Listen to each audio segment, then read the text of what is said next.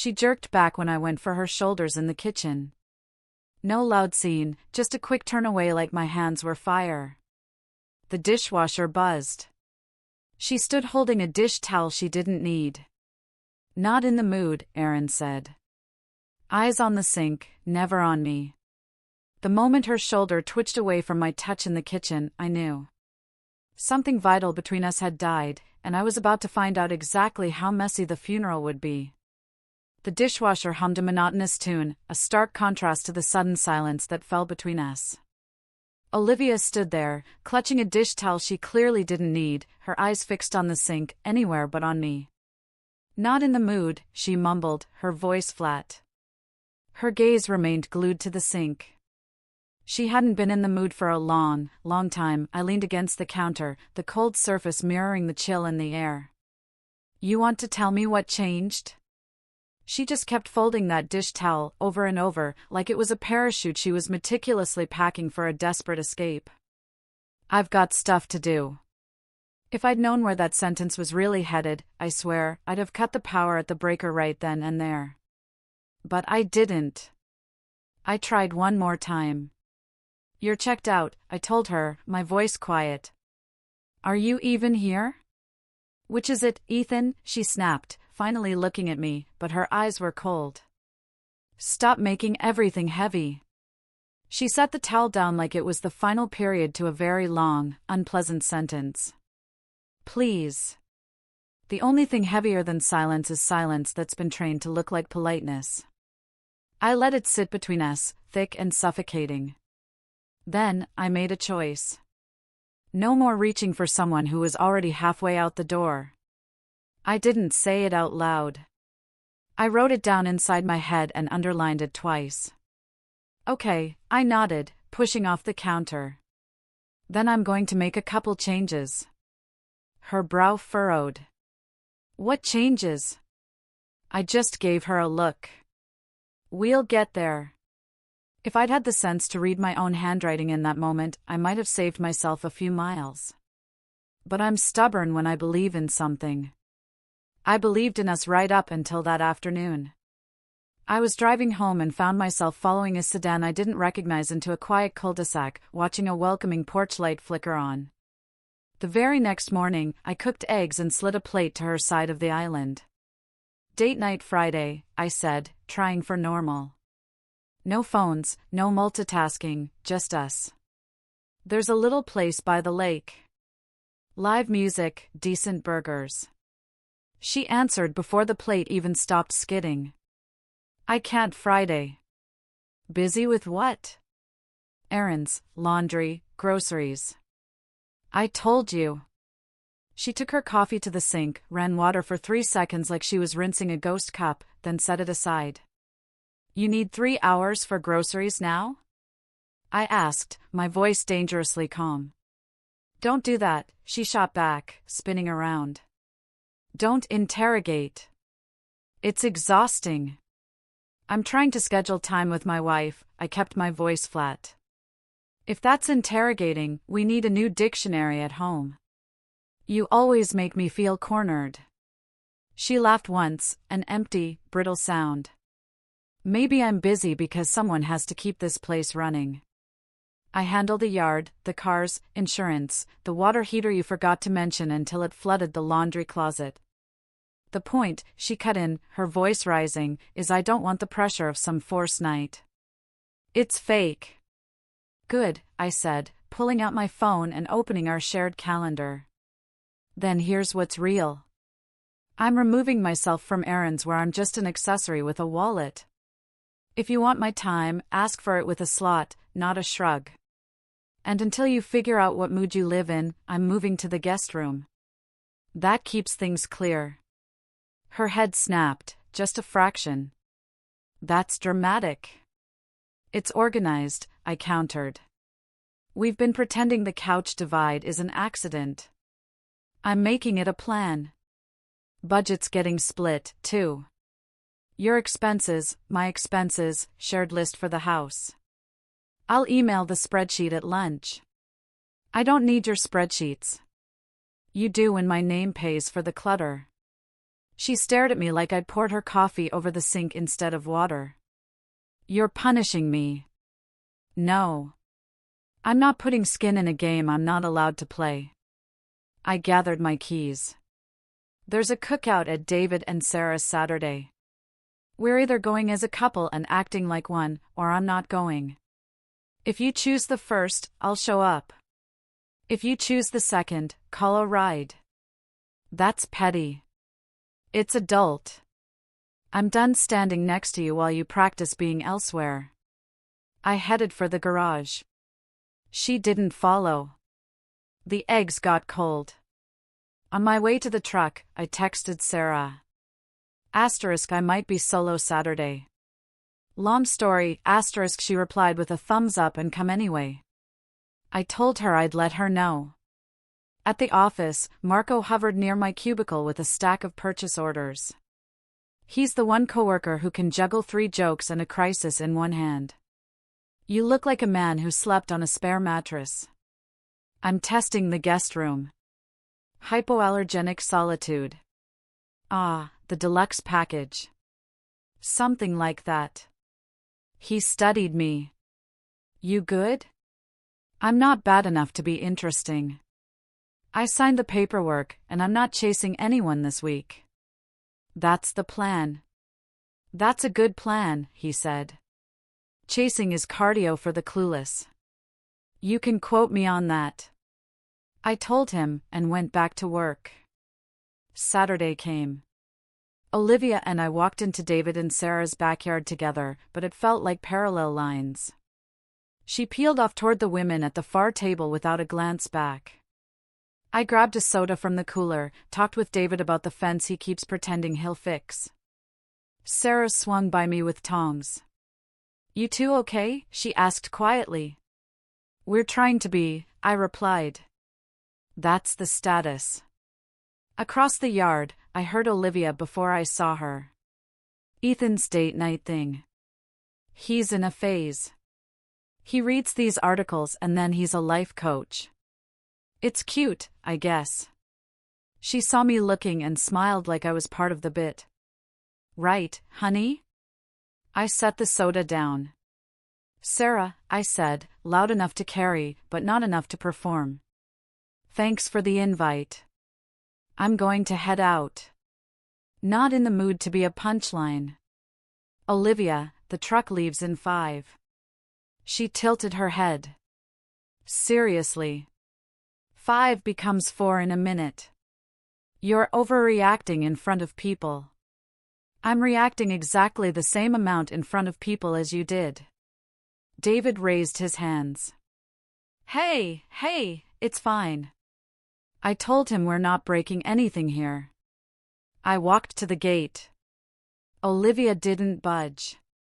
I gave her the count I promised and left without the extra word she wanted me to give so she could sweat it down. In the rearview, I saw Sarah touch Olivia's elbow. Olivia pulled her arm away. That night, I moved my clothes into the guest room. Not a fight. Logistics. My suit's on the left rod, casual shirts on the right. My toolbox came in from the garage and went under the bed. I didn't slam doors. Noise is a message I wasn't sending. I set an alarm, woke early Sunday, and put in a mile on foot around the block. The air was cool and asked nothing of me. When I came back, the kitchen smelled like garlic and basil.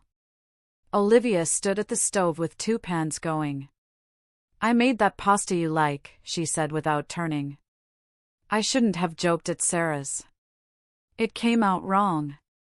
Thank you for dinner, I answered, and I meant it. I'll eat in a bit.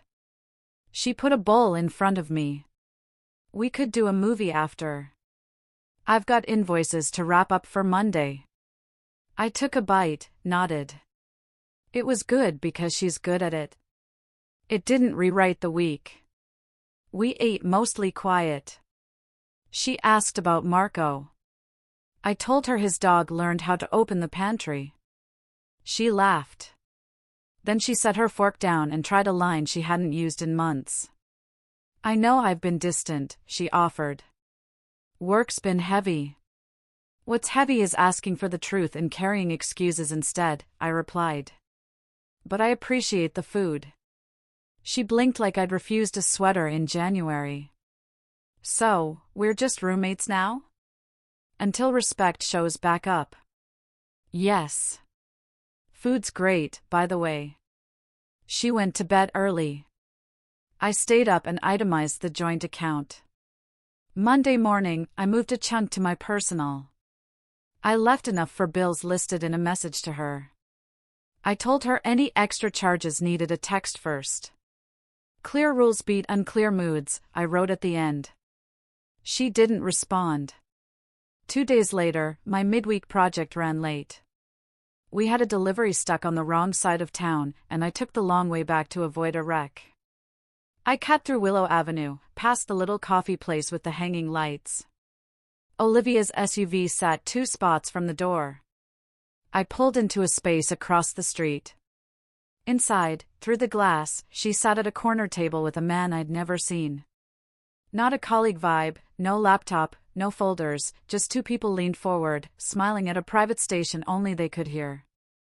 She reached across the table and brushed something from his sleeve that didn't need brushing. The coffee went cold in my hand without me having bought it. I watched for 10 minutes that told me everything I needed and kept all the specifics to themselves. When they stood, I angled my face to the window frame. They hugged. It wasn't a greeting hug. It was a parting hug that takes inventory. Then they went to their cars and rolled out in opposite directions like a practice drill. I followed him, not because I wanted to, but because information beats suspicion every day of the week. He drove 10 minutes to a quiet neighborhood with mailboxes that matched.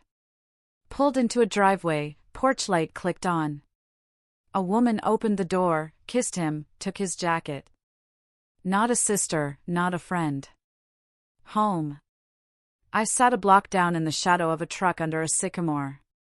I didn't feel much. That sounds odd to people, but I don't do fireworks. I do math. The equation was ugly, but it balanced.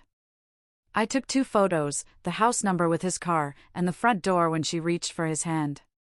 Then I drove home. Olivia was in the living room folding laundry that didn't need folding. "You're late," she said brightly. All good," I echoed. "I'm going to shower." She didn't ask about my day, and I didn't offer her an exit ramp. I slept in the guest room and didn't count. The next afternoon, I parked a block from his street at 5:30, waited 20 minutes, and watched him leave in gym clothes. Short window. I walked to the house and rang the bell. The same woman opened the door with a polite smile that assumed I was selling something. "Hi," I said. "I'm Ethan. I think we have a problem with overlapping calendars." Her eyes narrowed in a way that said she collects details before she spends words. "Okay, can we talk for 5 minutes?" "On the porch is fine." I held up my phone. "I'm not here to blow up your life. I'm here because mine's already smoking." She stepped out and pulled the door closed. "I'm Rachel." "Is this about Noah?" That's the name I didn't have. I showed her the photo of the house number with his car and the one at the doorway yesterday. She looked at the screen, then at me, then past me into the street like she'd find a different answer there. She didn't cry. She didn't yell. She breathed slow. "Your wife, Olivia, do you know how long?" "I know enough to stop guessing." Rachel leaned her shoulder against the post like she needed something to keep her vertical while the floor shifted. "I thought it was work hours, extra clients. I thought mine was laundry." She let out a sound that wasn't a laugh. "What are you asking from me?" "I'm not asking anything," I said, pointing at my chest. "I'm telling Olivia tonight," calmly. "I'm giving her 30 minutes to pack essentials and go to her sister's for a while. Papers will follow. You don't need to be in the room for that. But I think if you want this to be simple, tomorrow around 6, you and I walk into my place together and have one conversation." She'll try to make it fog. Two people clear it faster. After that, we go here and give you the same clarity. No screaming, just facts and a couple of photos. She can deny me. She can't deny you. Rachel looked at the door behind her. He's trained me to wait until after the next weekend, after the next big thing at work. I don't wait, I said. Not anymore. You don't have to either, but you choose that yourself. How do I know you won't turn this into a spectacle? Because I'm not 13, and because quiet consequences hurt more. She studied me, then nodded once. Tomorrow at 6, she said. Text me your address. She rattled it off, and I sent a message with my name. She added a period to the end of my text with her thumb like that tiny dot gave it backbone. Rachel, I added, I'm sorry you're here. Me, too, she said. But I'm glad you knocked. I left before Noah came back. On the drive home, I rehearsed 2 sentences and threw away 10 others. At a red light, I looked in the mirror and told myself the truth. I didn't feel eager to win anything.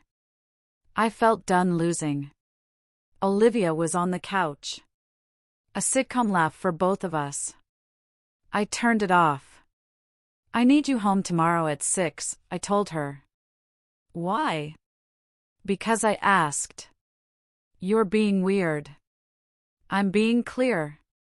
6. She rolled her eyes. Fine. I slept hard. In the morning, she made coffee and slid a mug toward me like we hadn't said anything the night before. I was thinking we could try that burger place Friday, she offered lightly. I might have been rough about it last week. That's a good idea, I said. Let's see where we are after tonight. She reached across the island and touched my hand, her thumb tracing a line she hadn't crossed in months. I miss us. I let the moment pass. Then I showed up at 6. She pulled back like she'd touched a switch she didn't recognize. You really want to do this formal? I really want to do this clean. At 5:58 the next day, I opened the front door before Olivia could ask why I was standing in the entry. Rachel walked in with a small notebook in her hand and a face that had already decided not to be broken. Olivia froze in the hallway. Who is this? This is Rachel, I said.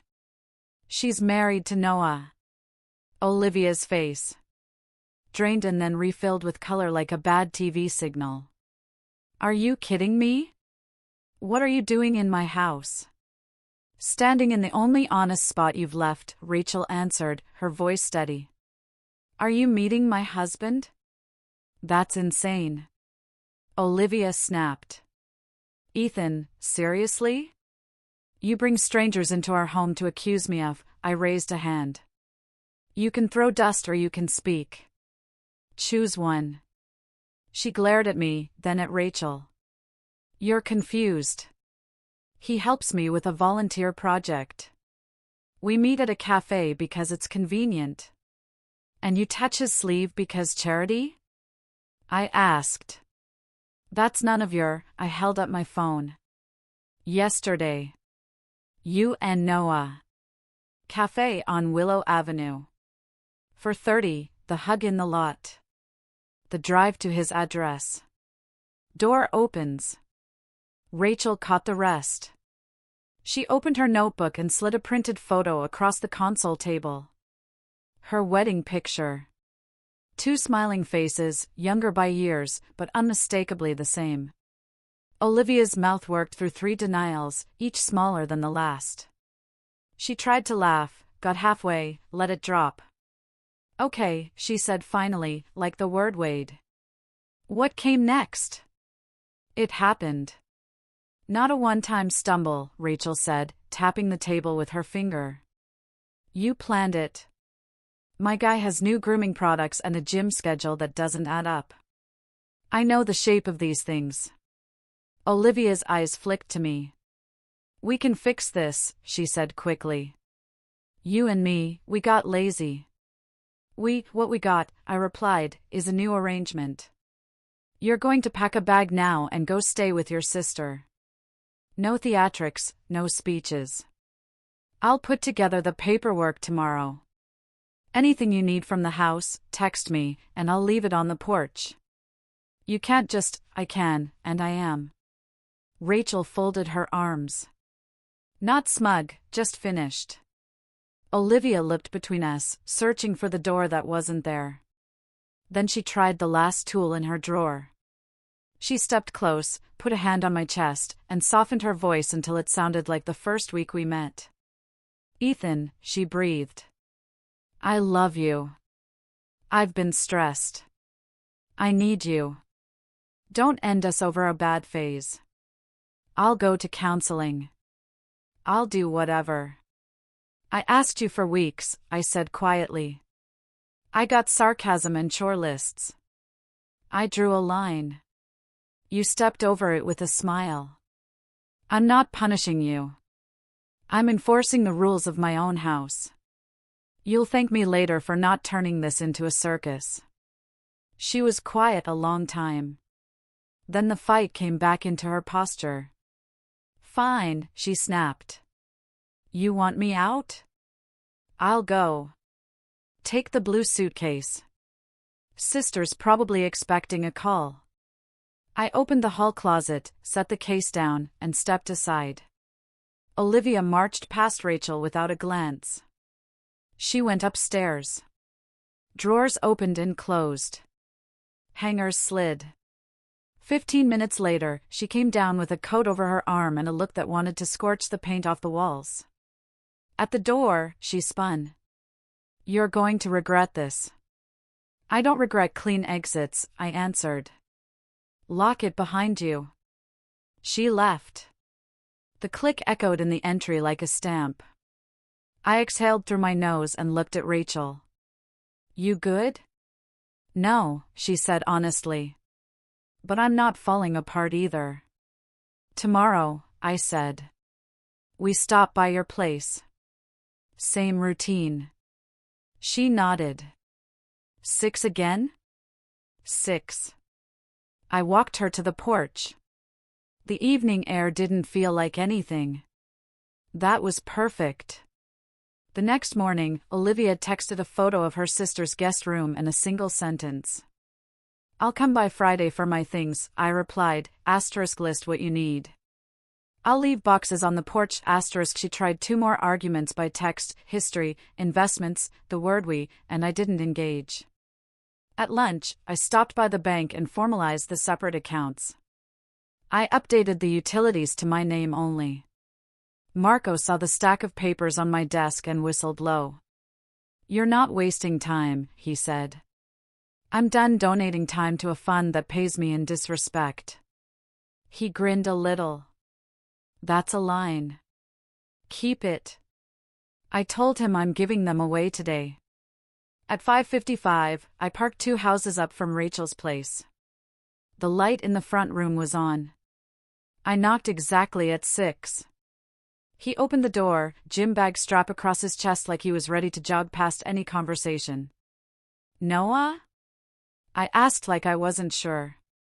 Yeah, can I help you? Rachel stepped into view behind me. Yeah, you can, she said.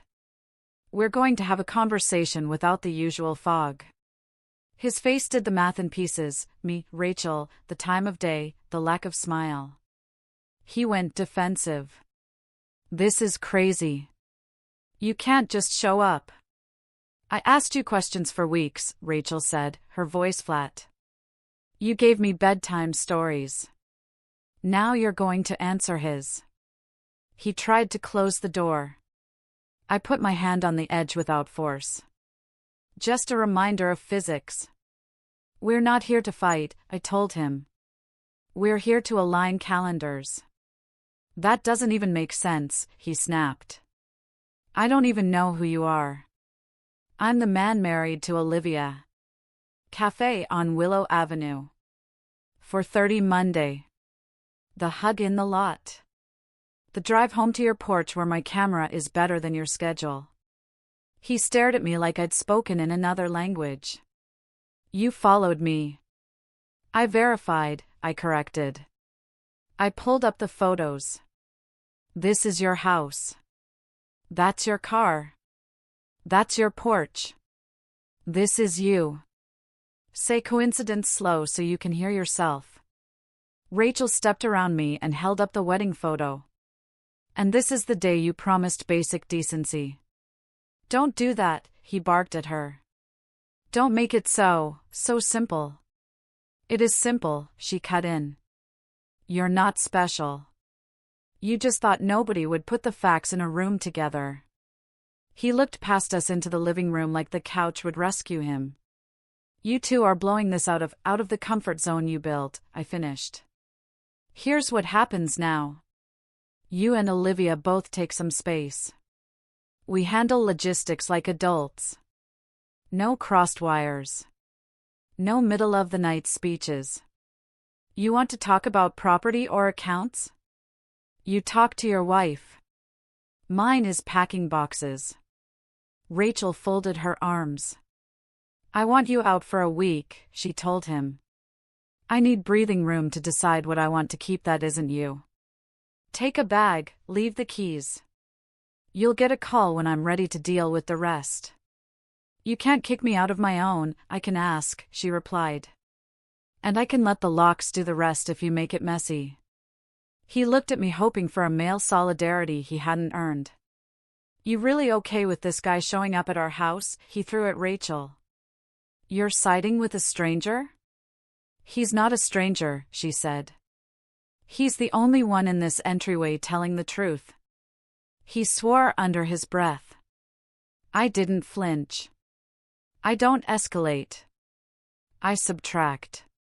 After a minute of pacing, he went upstairs, grabbed a duffel, and came down trying to make enough noise to feel like power. Rachel held out her hand without a word. He dropped the keys into her palm. The sound was small. He stopped in the doorway. You're making a mistake, he said to her. I made the mistake last year, she answered. This is the correction. He flicked a look at me. You think you win because you embarrass people? I win because I refuse to be embarrassed by the truth, I said. It's free and it fits everyone. He left. The door closed behind him with a steady click. Rachel sighed for half a breath, then straightened and slid the keys onto the console like they were a file sheet. Already archived. Thank you, she said. Not soft, just sincere. I didn't do it for thanks, I said, rubbing a hand over my jaw. I did it because I still like sleeping at night. You want water? She asked. I've got a truck in a quiet house, I said. That's as hydrated as I get.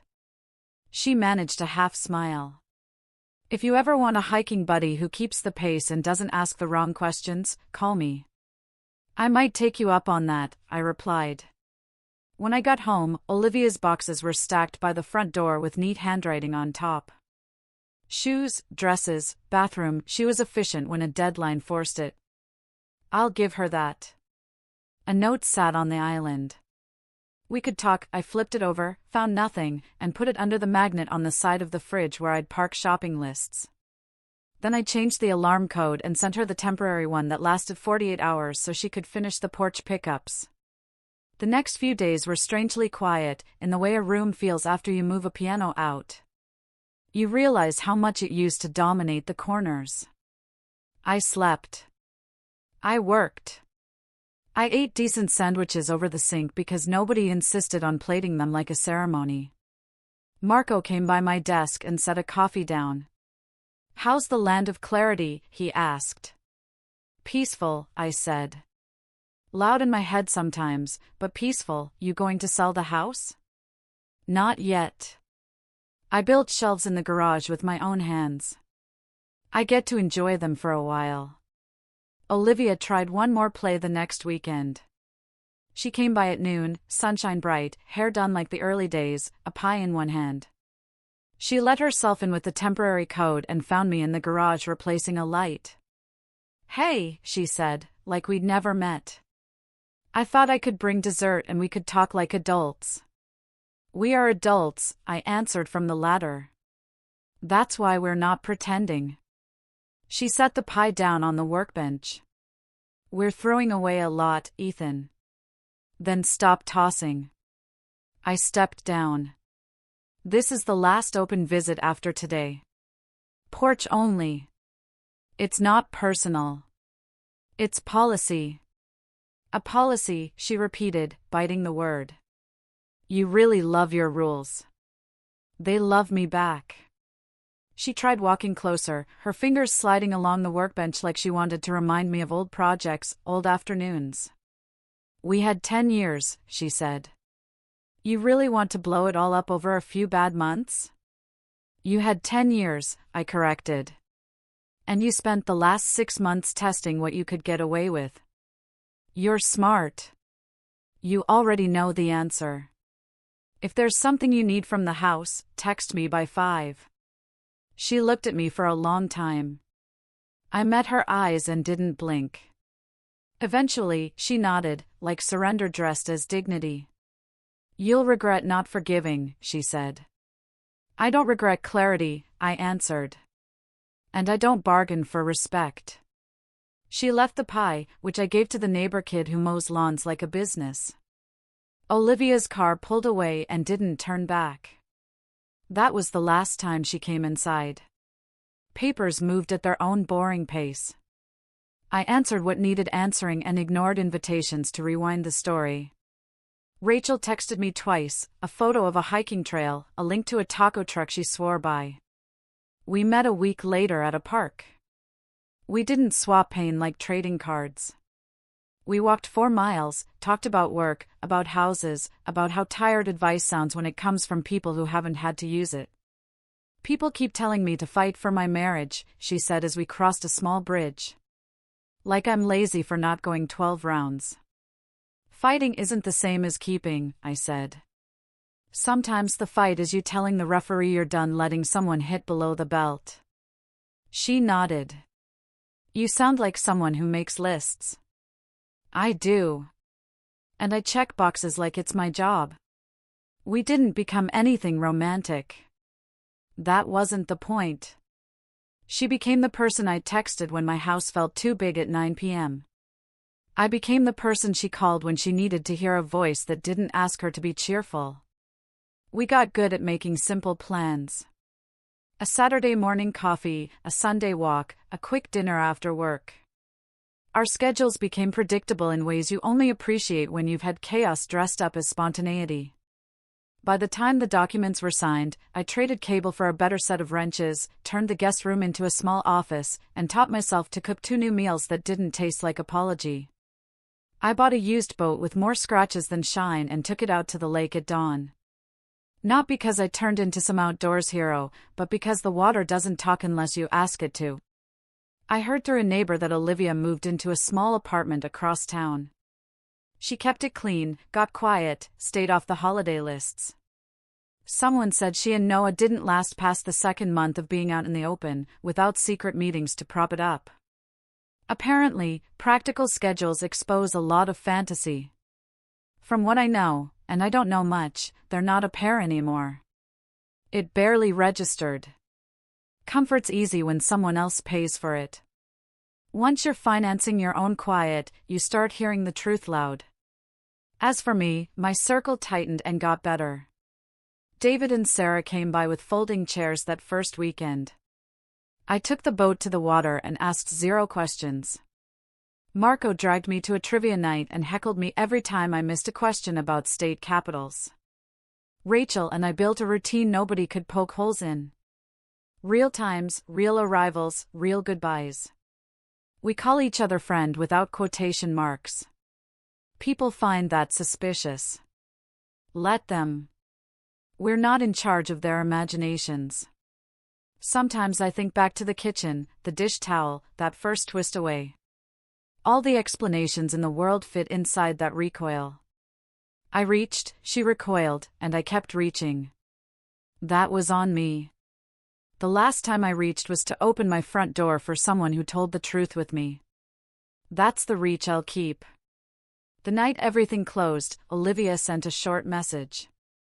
I hope you're happy. I typed and erased a dozen lines, then answered with the only honest version. I'm at peace, I wrote. That's better. I don't miss the drama. I don't miss the game of translating silence into stories.